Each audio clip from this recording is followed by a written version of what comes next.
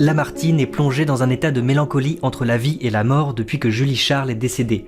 La jeune femme, que Lamartine considérait comme sa muse, qu'il appelait Elvire, est morte de la phtisie en décembre 1817, elle avait 33 ans.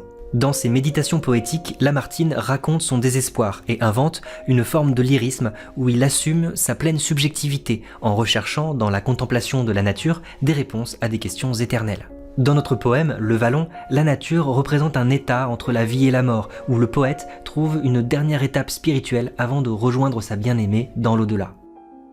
Comment Lamartine met-il en scène sa méditation dans le vallon de son enfance de manière à faire de l'attente de la mort une véritable posture métaphysique et spirituelle? Voici quelques axes de lecture qui permettent de saisir ce texte. Le lyrisme lamartinien, la présence symbolique d'Elvire à travers le souvenir, une mise en scène poétique de la parole, le passage du temps et la recherche de l'éternité, un état d'attente entre la vie et la mort, une volonté d'élever l'âme à la spiritualité à travers les méditations poétiques. Mon cœur, lassé de tout, même de l'espérance, n'ira plus de ses vœux importuner le sort. Prêtez-moi seulement, vallon de mon enfance, un asile d'un jour pour attendre la mort.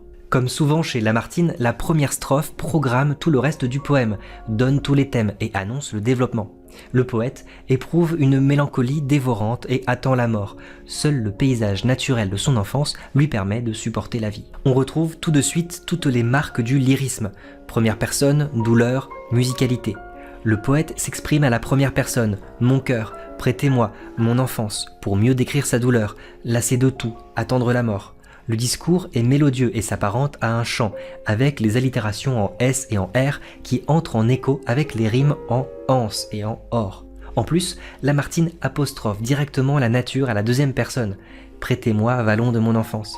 C'est une forme de lyrisme qu'on appelle le lyrisme lamartinien. Voici les 3 sentiers de l'obscure vallée. Du flanc de ces coteaux pendent des bois épais, qui, courbant sur mon front leur ombre entremêlée, me couvrent tout entier de silence et de paix. Là, 2 ruisseaux cachés sous des ponts de verdure tracent en serpentant les contours du vallon. Ils mêlent un moment leur onde et leur murmure, et non loin de leur source ils se perdent sans nom. La source de mes jours, comme eux, s'est écoulée. Elle a passé sans bruit, sans nom et sans retour. Mais leur onde est limpide, et mon âme troublée n'aura pas réfléchi les clartés d'un beau jour. Le poète nous donne à voir un paysage vivant, en mouvement. Il utilise des démonstratifs. Voici ces coteaux, là. La plupart des éléments naturels sont personnifiés grâce à des verbes d'action. Les bois courbent leur ombre et couvrent de silence. Les ruisseaux tracent les contours et murmurent. Ces éléments sont à la fois visuels et sonores. Regardez, l'ombre et les contours appartiennent au vocabulaire de la peinture. On peut aussi mentionner la verdure, tandis que le silence et le murmure se rapprochent plutôt de la musique. Les éléments naturels sont comme des artistes, peintres et musiciens. La nature s'exprime à travers la contemplation et la poésie. Lamartine joue beaucoup avec les effets de lumière. Le front est ombragé, l'onde est limpide, le jour est clair. Ces jeux de contraste sont symboliques et représentent les mouvements de l'âme du poète. L'ombre représente les pensées mélancoliques. Le trouble de l'âme s'oppose à la limpidité de l'eau. Nous avons dans cette description un véritable paysage état d'âme typique du lyrisme lamartinien. La représentation de la nature illustre une réflexion sur le passage du temps. Les 2 ruisseaux deviennent la source des jours. Le mot « source » dessine en effet un pont entre les 2 quatrains. Le poète constate que les instants heureux sont brefs. Les ruisseaux ne mêlent leur murmure qu'un moment. De même, la source des jours a passé. Ce passé composé insiste sur les conséquences présentes, c'est-à-dire la mélancolie du poète. Enfin, le passé antérieur, négatif, mon âme n'aura pas, souligne les espoirs déçus du poète. Le passage du temps est ainsi vécu comme une malédiction, une fatalité qui écrase les hommes. Les 2 ruisseaux symbolisent aussi les 2 amoureux qui ont mêlé leurs murmures, mais auront été séparés avant de connaître les clartés d'un beau jour. D'une manière symbolique, le poème fait allusion à cette histoire d'amour. La fraîcheur de leur lit, l'ombre qui les couronne, m'enchaîne tout le jour sur les bords des ruisseaux. Comme un enfant bercé par un chant monotone, mon âme s'assoupit au murmure des eaux. Ah, c'est là qu'entouré d'un rempart de verdure, d'un horizon borné qui suffit à mes yeux, j'aime à fixer mes pas, et, seul dans la nature, à n'entendre que l'onde, à ne voir que les cieux. Ce passage décrit la félicité du poète à travers la nature. On retrouve toutes les marques de subjectivité qui mettent le poète au centre de toutes les perceptions, la fraîcheur, l'ombre, le bercement. Le poète est entouré, l'horizon borne son regard, ses oreilles n'entendent que l'écoulement de l'eau, avec la répétition des structures restrictives. Ainsi, le lecteur n'a accès qu'aux sensations du poète isolé dans la nature. C'est un parti pris novateur dans cette poésie du début du 19e en France. Le poète assume désormais sa subjectivité, il ne s'efface plus devant l'art. C'est notamment ce qui fait le succès du lyrisme de Lamartine. L'isolement dans la nature est associé à un arrêt du temps. Les sensations n'évoluent pas, le chant est monotone, l'horizon est délimité. Cet état s'inscrit dans la durée, tout le jour. Le poète se compare à un enfant, et en effet, il est comme allongé dans un berceau. Et c'est le paysage de son enfance. Son âme s'assoupit, il voit le ciel, protégé par des remparts de verdure. Ces deux quatrains semblent ainsi suspendre le temps, comme le demande Elvire dans le lac. Ô temps, suspends ton vol, et vous, heure propice, suspendez votre cours. Mais c'est un passage en demi-teinte, on est bien loin des instants de bonheur vécus auprès d'Elvire. Ce séjour dans la nature est un état entre le sommeil, l'insouciance enfantine et certainement la mort. Ce jour entier qui passe semble bien désigner le dernier jour avant la mort qu'il annonce dès le premier quatrain. À travers ce poème, Lamartine nous raconte son attente de la mort. Et en effet, par certains aspects, ce berceau est comparable à un tombeau. Le poète est enchaîné, c'est-à-dire qu'il ne peut plus bouger. La solitude, la fraîcheur et l'ombre laissent entendre que le poète trouve cette paix de l'âme dans un état proche de la mort. La proximité des cieux laisse déjà entendre une aspiration spirituelle à travers cette attente de la mort. J'ai trop vu, trop senti, trop aimé dans ma vie. Je viens chercher vivant le calme du l'été. Beau lieu, soyez pour moi les bords où l'on oublie, l'oubli seul désormais est ma félicité. Mon cœur est en repos, mon âme est en silence. Le bruit lointain du monde expire en arrivant, comme un son éloigné qu'affaiblit la distance à l'oreille incertaine apportée par le vent. D'ici, je vois la vie, à travers un nuage, s'évanouir pour moi dans l'ombre du passé.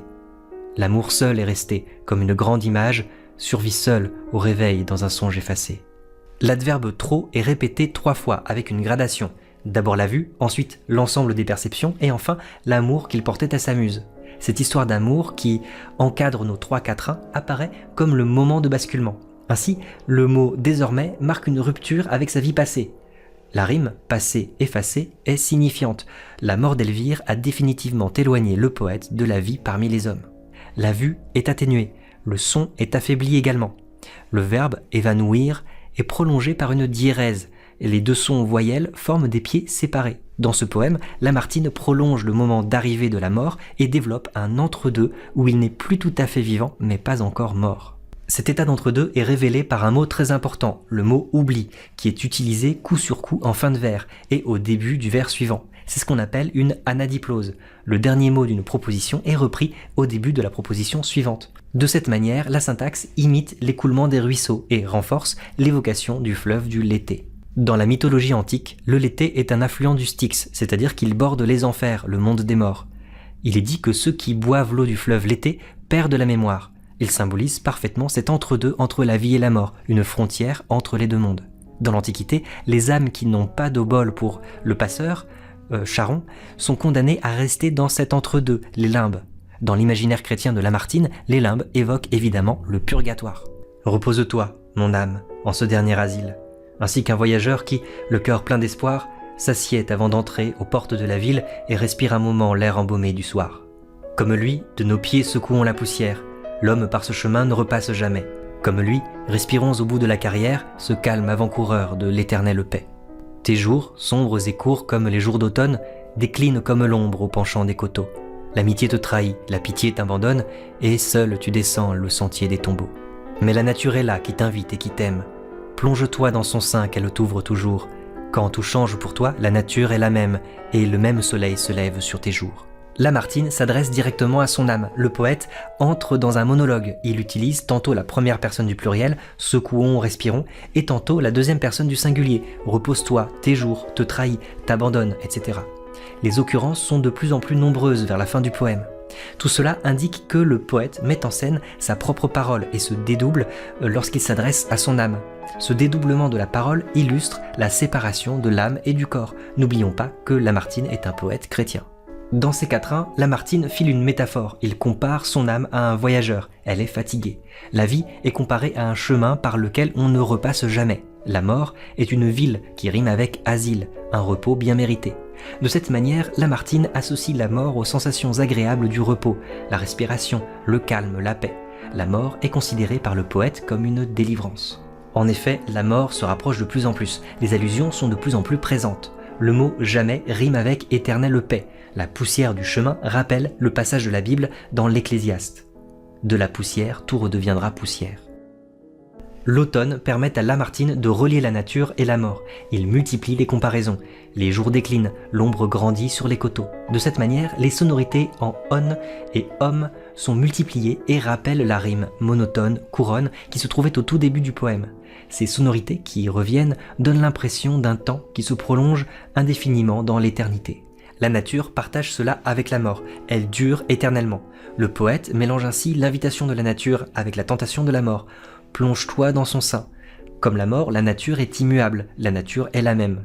L'adverbe même, à la rime, est répété dans le dernier vers. C'est encore une anadiplose qui insiste sur la continuité du temps.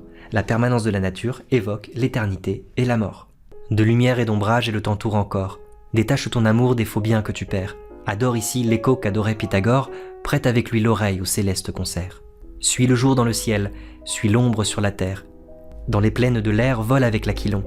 Avec le doux rayon de l'astre du mystère, glisse à travers les bois dans l'ombre du vallon. Dieu, pour le concevoir, a fait l'intelligence. Sous la nature, enfin, découvre son auteur. Une voix à l'esprit parle dans son silence. Qui n'a pas entendu cette voix dans son cœur ? Le titre des méditations poétiques est inspiré par les méditations métaphysiques de Descartes, où Descartes tente de prouver l'existence de Dieu. Et à travers le recueil poétique, Lamartine porte l'idée que la poésie est un moyen de découvrir des vérités profondes et la sagesse. La fin de ce poème montre bien cette volonté d'élever l'âme à la philosophie et à la spiritualité à travers la poésie.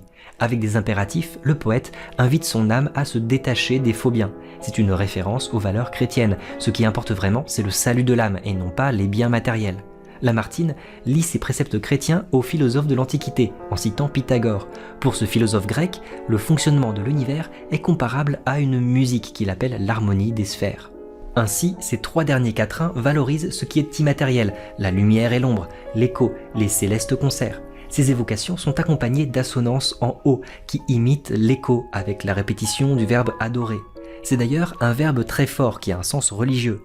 Dans le même sens, le poète décrit son âme qui devient légère avec les verbes voler et glisser qui sont respectivement accompagnés d'allitérations en L et en S. Le poète aspire à se détacher de son corps. Ici encore, l'approche de la mort est décrite comme une étape spirituelle. Ce n'est donc pas une surprise si le dernier quatrain commence par Dieu. Les verbes d'action font alors place à des verbes qui relèvent plutôt de la pensée et des perceptions, concevoir, découvrir, parler, entendre. Cette mise en scène du dialogue entre le poète et son âme aboutit à cette question finale.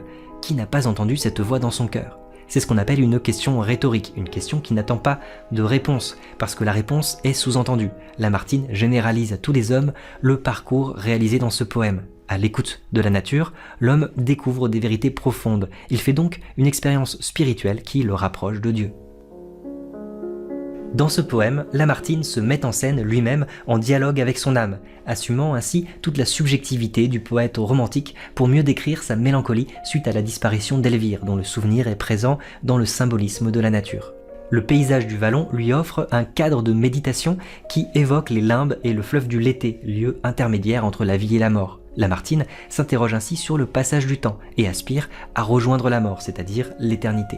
Avec cette méditation sur le temps et la mort, Lamartine cherche à élever son âme spirituellement et à se rapprocher des vérités éternelles. Ce faisant, il fait surgir des interrogations profondément humaines et il renouvelle des motifs philosophiques très anciens.